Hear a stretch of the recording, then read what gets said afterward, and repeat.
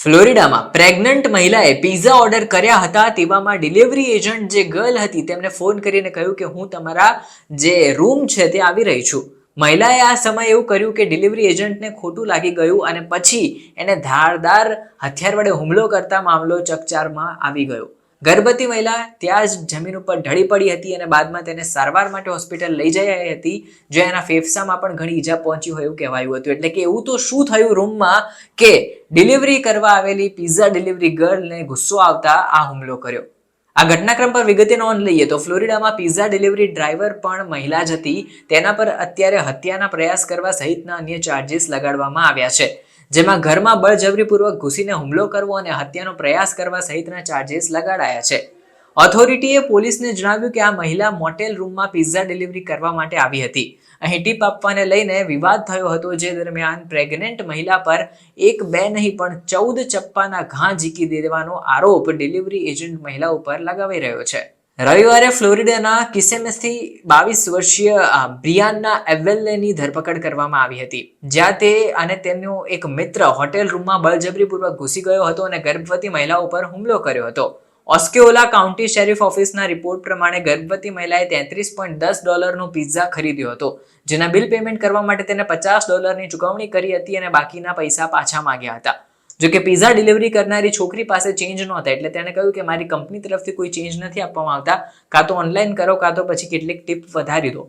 જેથી કરીને ગર્ભવતી મહિલાએ કીધું કે મને $50 પાછા આપો, હું તને પ્રોપર આટલા $33.10 કેશમાં આપું છું. મહિલાએ બાદમાં રૂમમાં કારના ડેસ્કમાં એમ જગ્યાએ જોયું, ભેગા મળી અને કુલ $33.10 મેળવી લીધા અને આની સાથે ખોટું સંભળાવીને તારી પાસે ચેન્જ નથી એવું કહીને $2ની જ ટીપ આ છોકરીને આપી હતી. હવે આટલી ઓછી ટીપ જોઈને પિઝા ડિલિવરી ગર્લ જે હતી તેને ખોટું લાગી ગયું અને તે આંખો કાઢીને ગુસ્સા ભરેલી નજરોથી ત્યાં જતી રહી.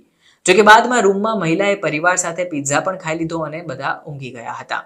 હવે આ ટીપ વાળી જે કોન્ટ્રોવર્સી થઈ એના 1 કલાકમાં એનો બોયફ્રેન્ડને લઈને પિઝા ડિલિવરી ગર્લ આ મહિલાના રૂમમાં આવી ગઈ. એને દરવાજો ખટખટાવ્યો અને જેવો દરવાજો ખુલે કે તરત આ પિઝા ડિલિવરી ગર્લ અને તેનો બોયફ્રેન્ડ અંદર ઘૂસી ગયો. એના બોયફ્રેન્ડે માસ્ક પહેર્યો હતો અને પછી બળજબરીપૂર્વક આ ગર્ભવતી મહિલા ઉપર તે હુમલો કરવા લાગ્યા હતા. આ ઝપાઝપીમાં મહિલાને ચપ્પાના 14 ઘા વાગ્યા હતા, જેને પોકેટ નાઇફ હતી એના દ્વારા મારવામાં આવ્યા હતા. ફ્લોરિડાની જે મહિલા ઉપર હુમલો થયો હતો તે થોડાક જ મહિનાઓ પહેલા પ્રેગ્નેન્ટ થઈ હતી. હવે તેને ગંભીર ઇજાઓ પહોંચતા તેના ફેફસામાં પણ ડેમેજ થઈ ગયું હોય એવી માહિતી મળી રહી છે. બાદમાં તેને હોસ્પિટલમાં સારવાર માટે પણ ખસેડવામાં આવી હતી. તેની સામે હત્યાનો પ્રયાસ કરવો, ઘરમાં ઘૂસવો, કિડનેપ અને ઘાતક હથિયારો રાખવા સહિતના ચાર્જીસ લગાડવામાં આવ્યા હતા. જોકે એની સાથે કયો વ્યક્તિ આવ્યો હતો તેની ઓળખ હજુ સુધી થઈ નથી.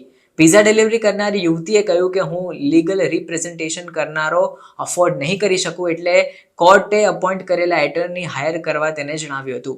આ કેસ અત્યારે અમેરિકામાં ઘણો ચર્ચિત બન્યો છે, જેમાં અજ્ઞાત શખ્સ કોણ હતો એની તપાસ પણ ચાલી રહી છે. પણ એક ઓછી ટીપ મળવાના કારણે પ્રેગ્નેન્ટ મહિલા પર હુમલો કરવો એ ઘટના એ પણ 22 વર્ષીય છોકરીએ કરી એનો બહુ જ મોટી ચર્ચા ત્યાં ચાલી રહી છે.